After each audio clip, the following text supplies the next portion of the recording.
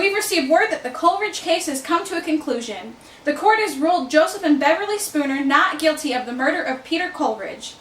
Let's go to Carrie, who's outside of the courthouse right now, for an inside look at the case. Thank you, Sky. I am on scene at the county courthouse where the Coleridge case has just concluded. Joe and Beverly Spooner were found not guilty in the death of Peter Coleridge. It was a long and grueling trial, and in the end, Beverly and Joe have proved their innocence. Mr. Spooner, can you tell the court how you and your family were related to Peter Coleridge? We were holiday friends. We didn't know each other terribly well. We met when we came down to this fine state of Florida for vacation. We all stayed at the Le Mirage Hotel. We just kind of struck up a friendship. Can you give an account for us of what happened when I was 17? Well, we had all talked about going fishing before we went our separate ways to go home, and we decided to take the boat out that day. Peter had talked about going, and he said that he could handle it fine, so we rented a boat and left. The storm had gotten pretty bad, and it wasn't a great idea to go out, I admit, something a tourist would do. And the storm started getting really bad, and the engine failed. And Peter, Mr. Coleridge, went down to fix it. He set his wrench on the top of the boat, and it hit him on the head. He came topside, and he looked fine, but he must have been dizzy because the wave came and sent him over the edge. You said Mr. Coleridge was experiencing. He said he was. Were you at the helm when he attempted to fix the engine? He told me to take it, to keep it steady, you know? There was a storm coming and the swell came and we couldn't see a foot in front of our faces. Do you think your handling of the boat contributed to Mr. Coleridge's death? I've asked myself that question 1,000 times, sir. I kept the boat as steady as I could. With the storm and everything, it was hard work to do. But he went overboard and I told Bev to come up with a life vest. You weren't wearing that at the time? Well, I was and Bev was, but Peter said he didn't need one. We threw one over right away. We thought we saw him. We thought we could get him on board, but he went under. How did you fix the engine? Oh, it wasn't too difficult. It would have been easy if it wasn't for the storm. You see, I'm an appliance salesman, and I'm good with engines and motors. Yeah, Mr. Spooner. Mrs. Beverly Spooner, could you please tell us your account of what happened on the 17th? We planned on going down the boat that day. Could you please speak up, Mrs. Spooner? We were only supposed to be gone a few hours. I'm not much for boats anyway, and I didn't really want to go. But I wanted to be a good sport, and I just wanted to go along for the fun. Did your husband and Peter Coleridge get along? Oh yes, they were chums. You see, there's not many tourists here during this time of year, so you get to know the people at the hotel. Did you have romantic feelings for Mr. Coleridge? I have romantic feelings for my husband. A witness has testified that she saw you and Mr. Coleridge living in Mr. Coleridge's car every day. With my daughter. He took us for drives sometimes. Iris Wright, the owner of Iris's Eyes on South Dixie Highway, said that she saw you and Mr. Coleridge come into her shop together and buy a pineapple vase, which he paid for. Is that true? Yes, I was there with Mr. Coleridge. I was walking into town one day and he stopped to give me a lift. He even offered to hold the vase. I refused, but he insisted. It was a nice thing to do. That's just the type of person he was. And how did the vase get smashed? My husband and I were dancing to the radio and we bumped into him. He's not a very good dancer. What time did you get the boat? We left for the docks right after breakfast. And whose idea was it to take it out from the lake into the ocean? Well, Peter started out that way. He said it would be an adventure. But we were too far out when the storm started getting bad, and the storm pushed us further out to sea. Did the two men argue? No, there wasn't very much arguing at all. When the engine failed, Joe wanted to be the one to go down and fix it, but Peter insisted that he could do it. He said that he was good with boats, and if he couldn't fix it, we'd all be in trouble. The boat went like this. I was terrified, so I went downstairs. You went below? Below. Then what happened? The next thing I knew, Joe was calling me up to bring the life jackets. He threw them over to Peter, and he asked me to take the wheel to keep the book steady, so he could throw them over to Peter, but the next thing we knew, he went under. That would be opposite Spooner. Mr. Walter Forrest, how do you know the Spooner family and Peter Coleridge? I worked as a bellhop in the valet at Lane Lounge, short staff. You see, they're not usually open during September, so they don't have many guests, so yeah, you get to know them. And why, Mr. Forrest, have you chosen to come forward to talk to the police? Well, I walk home on the lake trail, same way every night. It's a lot quieter now because it's off season. Mr. Wentworth's place, he lives down the dock from the lake, and the dock backs up into the lake, and I cut through it to get to the trail. It's a shortcut. And I have his permission, since he always eats dinner at the hotel during the season. Mr. Allen Wentworth. Yeah, well, it was Friday night. I always get laid off later on Fridays. And I was walking on the trail, and I heard something. I didn't know what, so I stopped. I walked over a little bit, and I see a couple leaned up against a tree. And what were this couple doing? They were necking or something. Could you identify the people that you saw, Walter? Yes, I could identify Mrs. Spooner right away because of that blue gown she's got.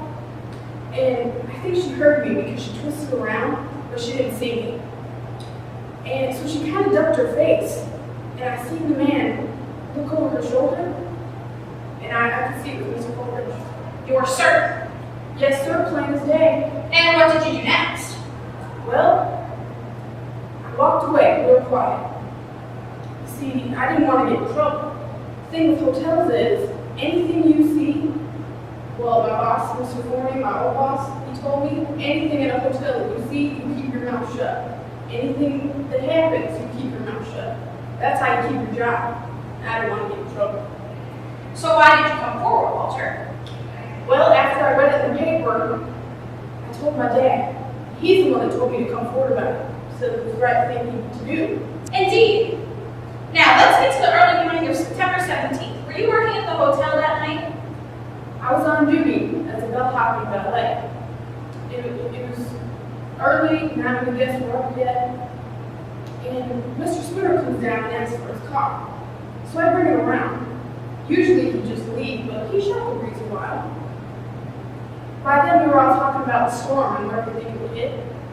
And he told me something about he heard this thing of hurricane bolts.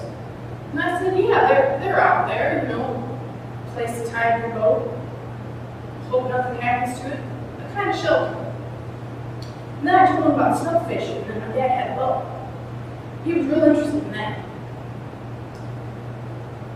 You know, he was. Did he ask to use your father's boat? Yes, he did. He asked me if my dad rented his boat, and I said, sure, that's what he did for a living. And so he said maybe he'd like to take it out with him. I didn't think nothing of it until I heard about where he found a hurricane bolt, and that was it. That'll be all, Mr. Forrest. Thank you. Now, to tell the truth, let's start the night of September 5th. What happened that evening? Well, we were all eating dinner at the hotel. You sure it was everything? Yes, it was a Friday. We'd been to the movies that day. Who's with you that evening, Miss Spooner? My father and my mother, and the Graces, and Peter, Mr. Coleridge. After dinner, the ladies decided to go up to their rooms, and the gentlemen would go to the lobby for coffee. Peter snuck over and asked if I would go out and walk with him.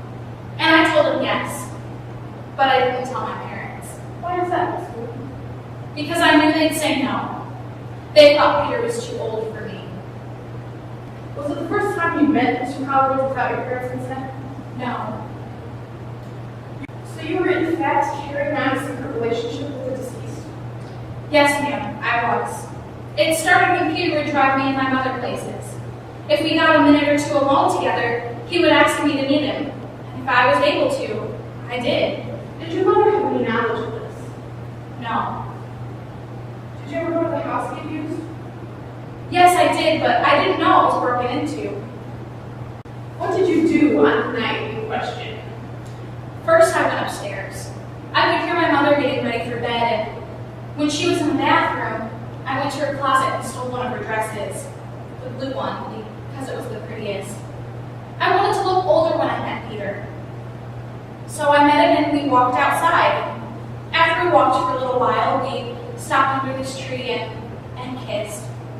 And Peter thought he heard someone coming. So he pulled my head down to his shirt so that no one could see me.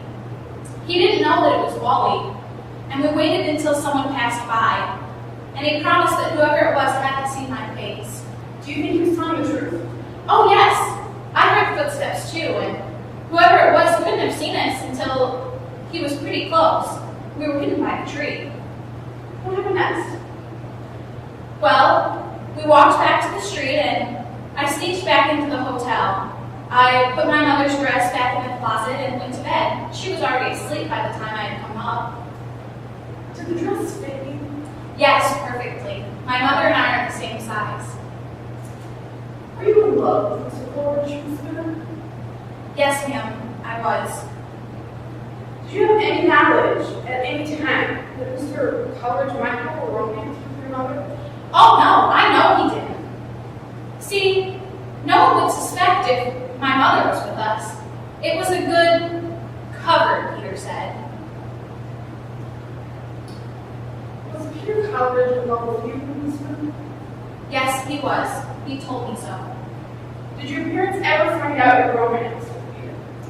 I just told them this morning. Were they surprised? They were shocked. I wish I'd told them sooner.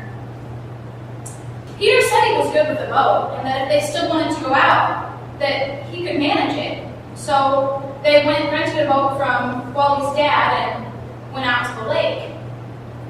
Walter, was off that day. That's Walter Forrest, the former bellhop that they were out? Yes. He was just getting off work, and I was nervous and upset about the storms and my mother and father and Peter being out on the boat. He suggested that we go out to the beach to watch the waves, to calm me down. The storm hadn't gotten that bad yet, he had said. So we walked out to the beach, and he suggested we go up to the dunes. Was anyone else on the beach at the time? Oh no, it had gotten quite windy. What happened then? Miss Spooner, please go on. Well, Wally kissed me, and I guess he lost his head, because he pushed me down in the sand, and he pulled up my skirt, and I tried to get him off me. I'm sure he didn't mean to frighten me. I'm responsible for what happened. When he suggested that we go up to the dunes, I said yes, and I followed him. And when he kissed me, I was sort of surprised, so I didn't object right away. I guess he thought I was fast, and I can't blame him for that. What happened after the incident? Well, I was upset, and my skirt was torn. So we walked back to the hotel, and Mr. Forney, the manager, saw us. He called Walter over to talk to him, and later he told me he fired Wally for what had happened. I hope that he doesn't blame me for losing his job. I don't think that he would hold a grudge against our family for what happened. I know that he saw Peter with somebody that night, and he must have thought it was my mother because of the blue dress. He just got confused. Thank you, Miss Spooner. You are free to go. As you can see, many witnesses came forward and gave their testimonies. Due to lack of evidence, the judge ruled the Spooners innocent. I'm Carrie Warden, and for everyone here at News Channel 5, good night.